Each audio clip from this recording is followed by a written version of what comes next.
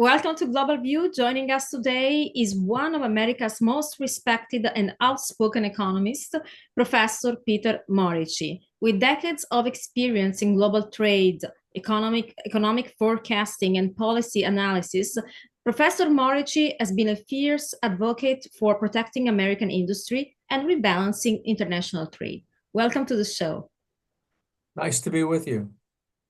Professor Morici, with President Trump planning to impose a 25% tariff on EU imports to address trade imbalances, and on the other side, the European Union preparing retaliatory measures, including tariffs on politically sensitive US goods like whiskey and agricultural products. How do you see this trade war unfolding? Well, I have to point out that I'm a very strong advocate of tariffs where the other guy is really sort of cheating on the trade rules. So that's China. And I would advocate, tariffs up to 100% on China without any problem. Because if you look at their tariffs, their undervalued currency, their subsidies and all that, they're worth at least that. The European Union is a different matter. A 25% tariff on BMWs are not being subsidized. What my concern is that we face much higher tariffs on cars going into the European Union than they do coming here. But the difference is not 25%. The Europeans charge about 10% and we charge 2.5%. So that needs to be addressed. These measures that Trump is taking are excessive. They're rather random, it seems. They're not well thought out. This recent brouhaha about the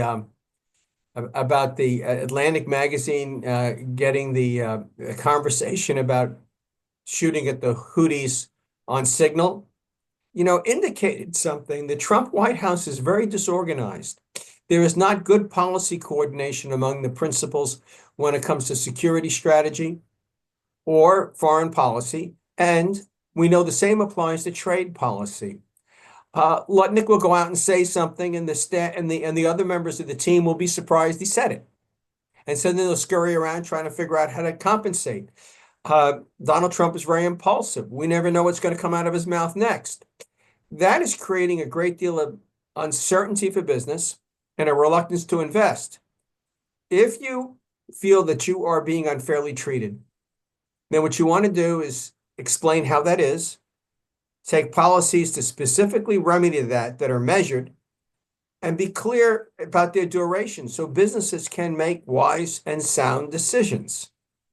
Right now, businesses don't know what tariffs are going to be next week, never mind next year. And you don't build an auto plant or a steel mill for a few weeks. Now, a good example of this, of certainty, is one thing is certain: the American steel industry will be protected. They are the masters at getting protection. They probably have, more protection than they need, to be very honest. So Hyundai is building a steel mill in Georgia to take care of its car plant and to sell to other customers as well. That's probably a pretty good forward-looking investment because they know that protection is going to persist. I don't know that protection on automobiles will persist. Automobiles are terribly complex.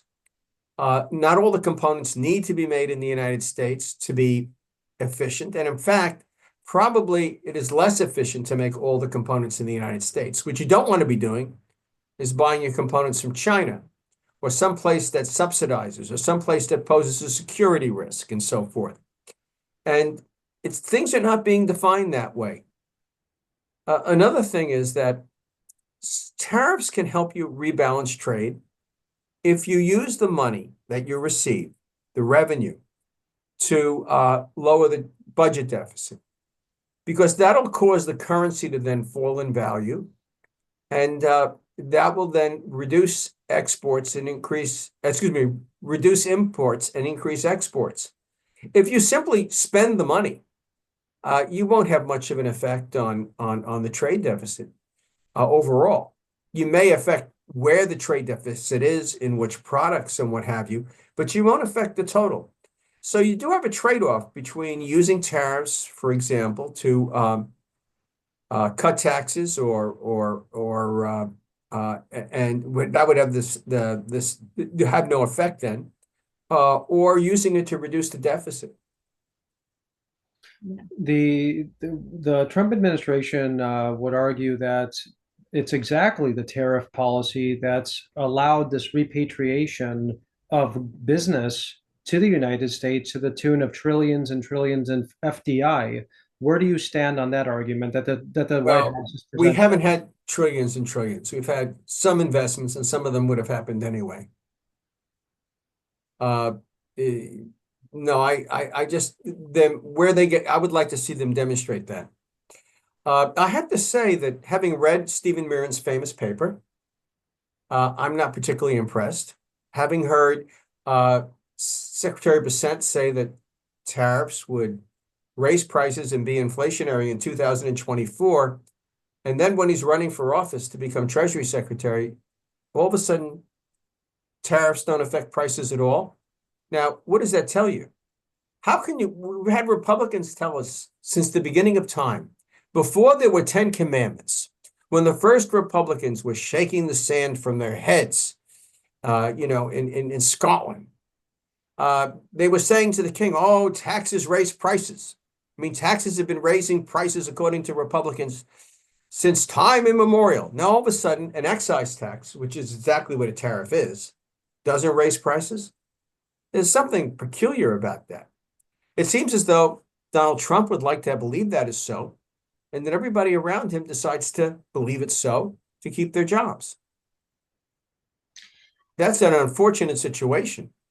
Well, what do you think will be the sectors that will be the most affected by these tariffs policies, both positively and negatively? Say who would be affected? The sectors, the industries that will be Well, it affected. depends on where he puts the tariffs on. I mean, if he, to give you an idea of whether the tariffs for automobiles is a good thing or a bad thing, as soon as he announced this morning that he would be announcing tariffs today, the share prices for General Motors and Ford went down. If tariffs were good for the domestic industry, why did the share prices go down instead of up?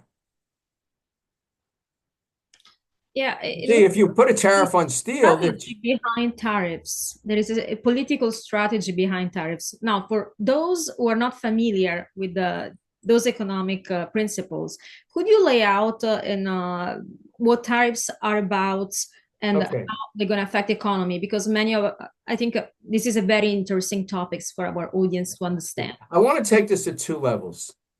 I would like to talk about the macroeconomics of the trade deficit, and then I would like to talk about how a new tariff affects that. Mm-hmm. Okay. Basically, the United States invests and borrows money to finance the government deficit every year in amounts that are greater than Americans save. And so what Americans invest and what they need to finance their deficit must equal what they save, but it doesn't. So we make up the difference by borrowing from abroad. All right. That in turn makes interest rates a bit higher, pushes up the value of the dollar, and gives us a trade deficit. Unless you change that imbalance, you can't change the trade deficit.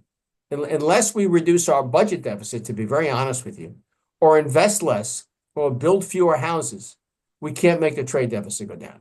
Now, let's look at a tariff. At the microeconomic level, the level of the industry, if you put a tariff on an industry, it's the same as putting, say, a luxury tax on something. You know, there's no difference between putting a tariff on Gucci handbags that are made in Italy or putting an excise tax on it here. Some of that tax is going to be absorbed by the people who make the bags because they want to continue selling them.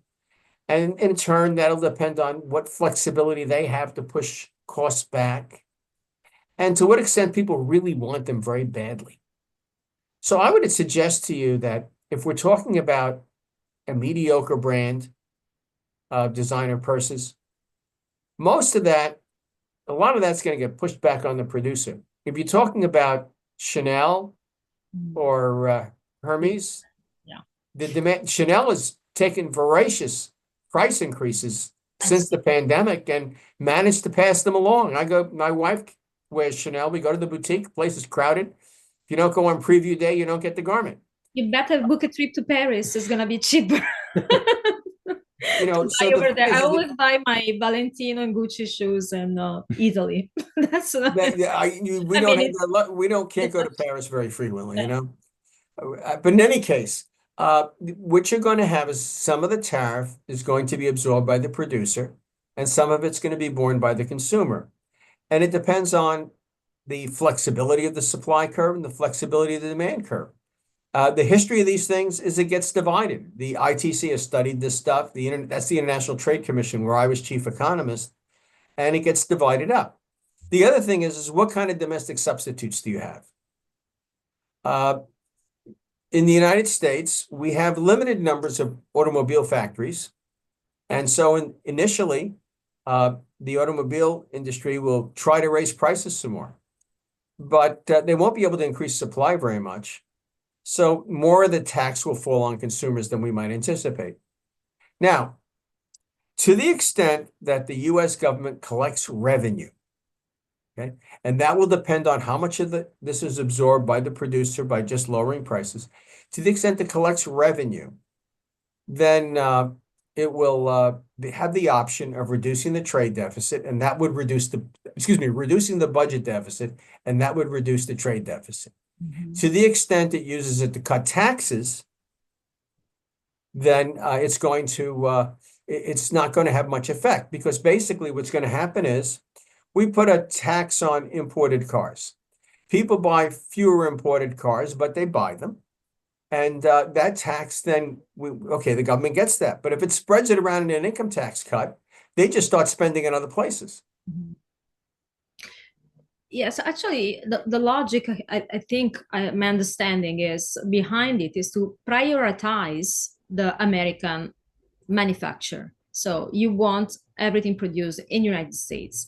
Now, when it comes to luxury goods like a Gucci bag or Chanel, it's a choice, right? But is there any primary good sectors that will affect actually the daily life of consumers? Well, how much is tariff will translate into increase of prices rather than preserving jobs? The thing is we could make more clothing here than we do. We might not make the most basic stuff that you see at Target, but there's a lot of middle range stuff that is made in the United States. There are women's dresses that cost $60, and they'll probably continue to be made in places like, Pakistan and Vietnam. And then there are sort of, dresses that women wear that cost $300. Some of those are made here. And they're made in Massachusetts, for example. And we might see more of those made here with a tariff, because they would be able to compete better. But like I said, is that the deficit will go someplace else, into something else. Americans will spend money on other things. You have to reduce the budget deficit to reduce the trade deficit, or invest less, which is not going to happen, I think. Professor, you mentioned China, and given that China is the second largest economy in the world, you are, my understanding, if I remember correctly, you said you were in favor of tariffs on Chinese goods and services entering the United States markets, but you are against blanket tariffs on our allies, including in the European Union, and I assume in Canada and Mexico. Can you explain why? Well, the thing is that the Chinese subsidize just about everything that they make for export.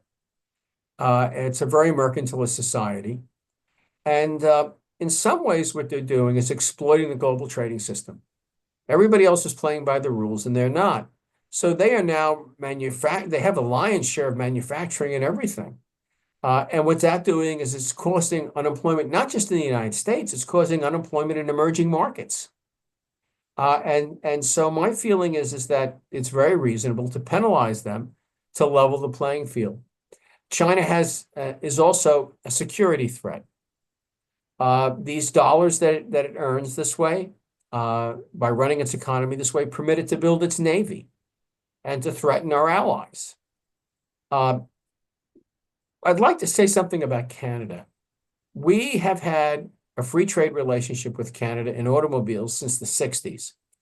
We've had a free trade relationship I should know this because I wrote a book about the Canada Free Trade Agreement, but I'm trying to remember the year that went into effect. I think it was around 1988, I guess. In any case,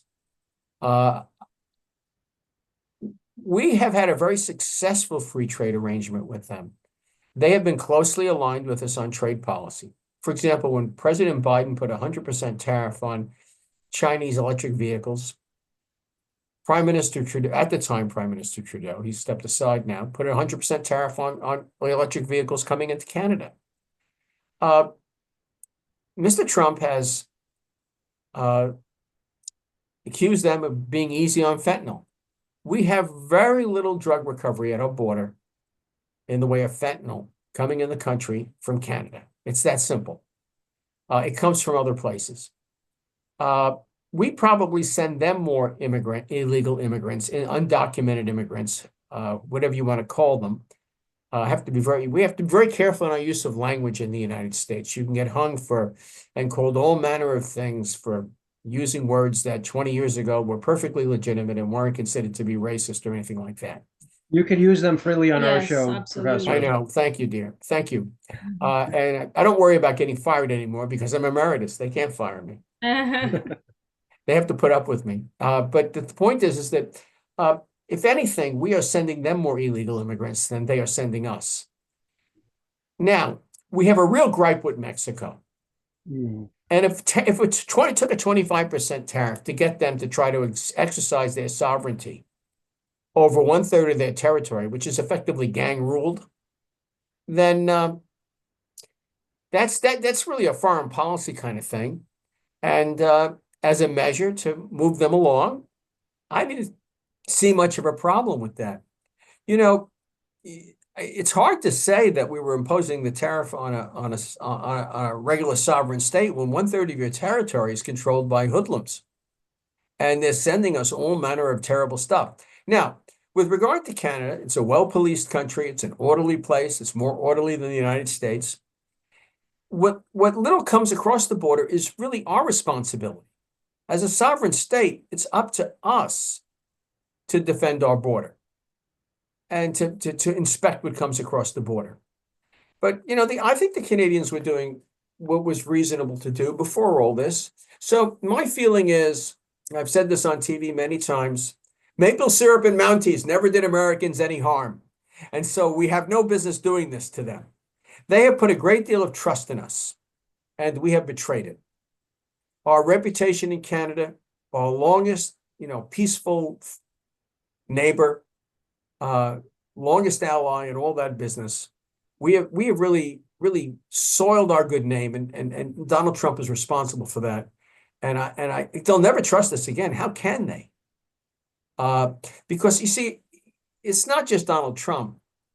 America tends to go through fits where they elect personalities like this every 50 or 100 years.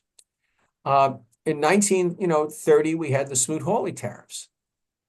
And they were not very, very, very, very satisfactory. And you say, well, gee, they didn't know any better then. Well, no, we had the McKinley tariffs before that.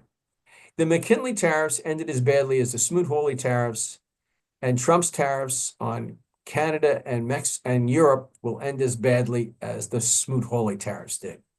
Now, he's leading a social revolution in the United States, trying to clean up things in terms of all this wokeness and stop obsessing about, gender and race and all the rest of that.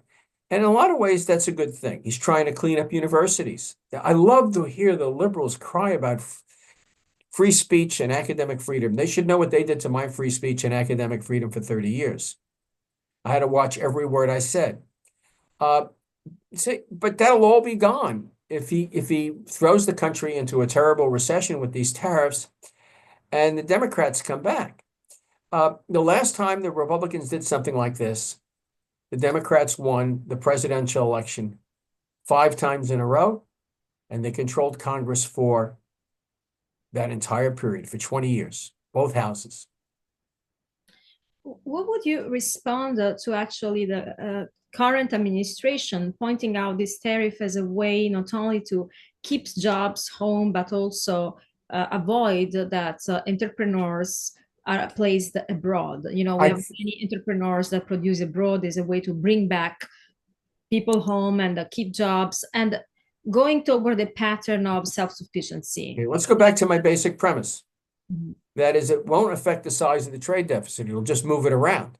So you may gain jobs in one place, but you'll lose them in another. Okay. So how the normal people are going to be affected? I mean, I'm telling you. They're going to pay higher prices at the store. There'll be more inflation. Wages will go up, but they won't go up as rapidly as prices. And they'll feel poorer. What do you think about the threats coming now from European Union? Just recently, they started to announce retaliation and trying to Well, think we are going to get into this tariff war and we're going to make your life difficult over here. So we're going to yeah, target some critical products, American products that you usually well, import. they're not really targeting The critical. power, They're really not targeting critical products, but no, they're never targeting. mind. That's what Lagarde said. They're targeting bourbon because it's made in a state with Republican senators. They think if they go after products that are made where there are Republican senators, that somehow or other the senators will rise up and do something about this. The reality is these senators have not risen up by about a lot of things already. I'm sure they're very disturbed by some of the things that Mr. Trump has done, turning on the Ukraine, for example. But right now, you can't get to Trump through the Senate. The way you have to get to Trump is through the billionaires, because he cares about them dearly. So if I were the European Union, I wouldn't be putting a tax on bourbon. I'd jack the digital services tax all the way up, and I'd go after Musk's Skylink, his satellite service, and things like that. I go after the people he cares about. He doesn't care about the senators from Kentucky. And he certainly doesn't care about ordinary working people. That's become apparent when he says, well, this is something you'll have to go through. The American people have just been through a terrible time with COVID. And now you're going to put them through a terrible time with a recession when the best economics indicates that this is really silly stuff. Now, he can find people who will whisper in his ear the things he wants to hear. But Stephen Mirren's paper, which is kind of providing the backbone, if he gave it to me as a graduate student, I'd tell him to enroll at the Baltimore International University. That's where they train chefs and pastry cooks. I think he'd be more constructively serve American society, making cannolis and Napoleons and things of that nature than he does with the kind of economic advice he's giving. For example, let me give you an example. What the Chinese are doing is what we call an optimal tariff. If everybody's playing by the rules and you impose a tariff or an equivalent subsidy, you can make yourself better off, China, and everybody else worse off. And that's what China's doing to the world, unless they retaliate. And that's why you're seeing bit by bit the world retaliate. Did you know that even the Russians are putting tariffs on Chinese cars? Is dependent, and that was in January. As dependent as they are, even the Russians are uncomfortable with China's trade policies. So that makes some sense. But the rest of the world, no, it doesn't. Now, according to Mr. Mirren, the United States should then impose its optimal tariff, which is somewhere between 20% and 50% across the board. And it's premised on the notion that nobody else will retaliate.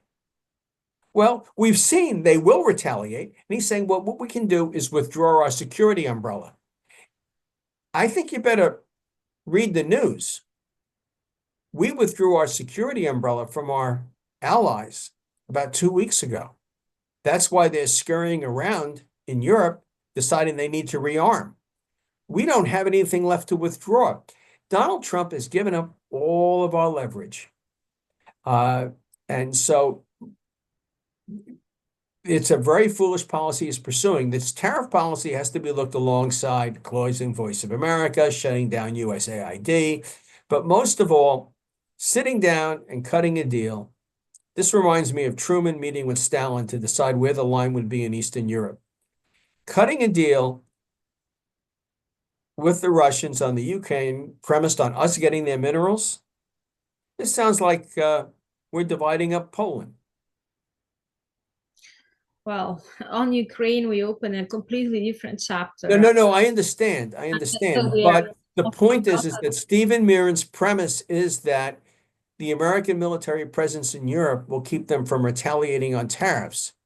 And that premise doesn't hold anymore. Because as far as they're concerned, the incoming chancellor in Germany has proclaimed the alliance is over. The alliance is over. Germany's going to rearm. I find that amusing because I don't think there are any Germans that are willing to serve in the army. I guess they're going to park the tanks on the border, and they don't have many people in them, but they figure that'll scare the Russians. Professor, it seems to me that the global security and trade architecture post-World War II, from Bretton Woods and beyond, is on the verge of collapse if it has not already collapsed. I believe that the WTO is obsolete. I think you're basically making the point here, and correct me if I'm wrong, based on the various subsidies that China is initiating on their goods, the unfair trade practices that the WTO was supposed to be this sort of seminal umbrella that would write the rules and regulations of trade. Correct me if I'm wrong.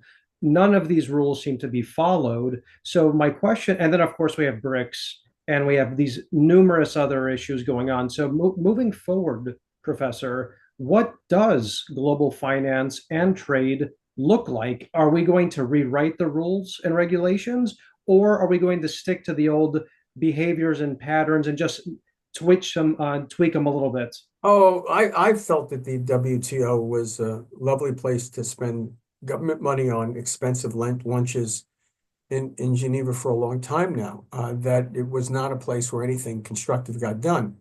And you don't have to be a conservative Republican to think that. Barack Obama got very frustrated with the WTO, and he was the first president who would not approve judges for the appellate body as a way of showing his disdain. This frustration with the WTO goes all the way back to the Obama administration and before. Trump took steps. Biden continued them. My feeling is we need to go back to what we did after Smoot-Hawley. We basically said to people, we'll liberalize and play by a free trade set of rules, if you will. So if we were really serious about this, if Donald Trump were really serious, he wouldn't have done 25% tariffs on automobiles today. He would have kept his word and just done reciprocal tariffs and then said to everyone, I'll bring the tariffs down on you, and as I'll lower them if you lower your tariffs on me. And that would be reasonable, but that's not what he's doing. And also, what trade policy we're going to have with Mr. Trump going forward depends on which side of the bed he got up on this morning. There's nothing reciprocal about a 25% tax on automobiles. It just doesn't make any sense. There's nothing reciprocal about across-the-board tariff on pharmaceuticals. Do you really think that the supply of pharmaceuticals manufactured in Ireland is at risk? The other thing is that rupturing trade relations, rupturing security relations with our allies makes it much more difficult to bring them along with regard to China. And we do need to bring them along. For example, if we're going to isolate them with regard to technology, we have the software and the designs to make the best chips, but we can't make them. They're made in Taiwan. We all know that. So we have to defend Taiwan. But the machine tools that make the chips are mostly made in Japan and Holland, especially Holland. Mm-hmm. So if I were Vladimir Putin and President Xi, the two factories I'd most want to get my hands on would be those Dutch factories that make the machine tools, the machines that make the chips, and the chip making facility itself in Taiwan. So you can't separate trade from security. Stephen Mirren sees that, and he's very wise to raise that. I'll give him that. But some of his solutions are absurd. For example, he wants to tax the interest that foreign governments collect when they hold U.S. treasuries. That's akin to defaulting on them. If we did that, nobody would want to buy the things. And so then where would we be? How would we handle this huge budget deficit we have if we couldn't sell foreign securities? The architecture needs to be redone. Bretton Woods needs to be redone. I have ideas about that. The trade system needs to be redone. It needs to be based on reciprocity. After the failure of the Smooth-Hawley tariffs was recognized, we had something called the Reciprocal Trade Agreements Act, in which the president was empowered to lower tariffs on countries that lowered tariffs for us. I would go back to that as a starting point and say, we'll charge you the tariffs you charge us. And if you're willing to go to zero, we're willing to go to zero. For example, India would have very high tariffs for me because, after all, it imposes very high tariffs on me. But Canada doesn't impose much of any tariffs, except a few agricultural sectors that were carved out, in some lumber that was carved out of the free trade agreement. Virtually all the other trade is free, so I'd want that to be free. With Mexico, they've got to clean up the gangs and all that. We'd be happy to help them, but and stop the fentanyl. But beyond that, I have no trouble importing stuff. Now, the other condition I would impose is I'm going to impose pretty heavy tariffs on China if I'm in charge. And I would say, not only am I going to charge that tariff on Chinese goods, but I'm going to charge it on the Chinese content of anything that comes in from a third country. So you can't have this business of sending the bicycle to Mexico, having it assembled and sending it here. And you say, well, gee, what a bureaucratic nightmare it is. No, we try to figure out where products are really made all the time so as to know whether they qualify for free trade or not. It's not that hard to track products once you set up the system. The same thing with reciprocal tariffs. The people that want to believe in the old system say, oh, reciprocal tariffs are terribly impossible to. That's nonsense. We know what everybody else's tariffs are because we work it out when we negotiate with them, when we do rounds of trade negotiations in the WTO. Those things can be figured out. Now, it's going to take time and money to figure them out, but once you've got them figured out, you've got them figured out. And from there, you negotiate. We certainly have too many people working in the government, so we'll put them to work on that. By the way, people are screaming, yelling in Washington about these layoffs. Do you know how many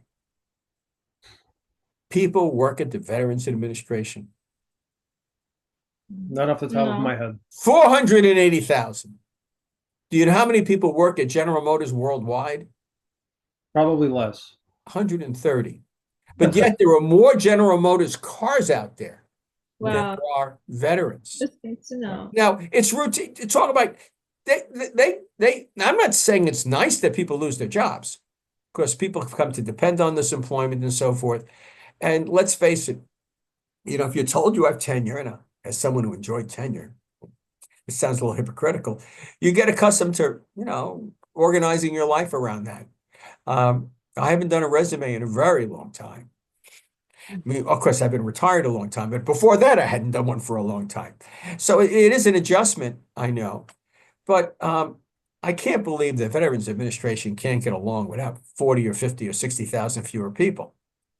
Likewise, if the IRS didn't write so many silly rules, make those forms so difficult to fill out, then and spend so much time chasing ants, then maybe we'd be able to answer the phone and process the returns promptly. I have a feeling that it's not that we have too few people. We have too many people doing the wrong things in the government. And we have too many regulations that don't make any sense, that require people to fill out scads of forms. Somebody has to read them on the other end. They could be implementing a reciprocal tariff. Indeed. Professor Morici, where people can find you and follow your work? The best thing to do is to simply send me an email, Morici, Pmorici, at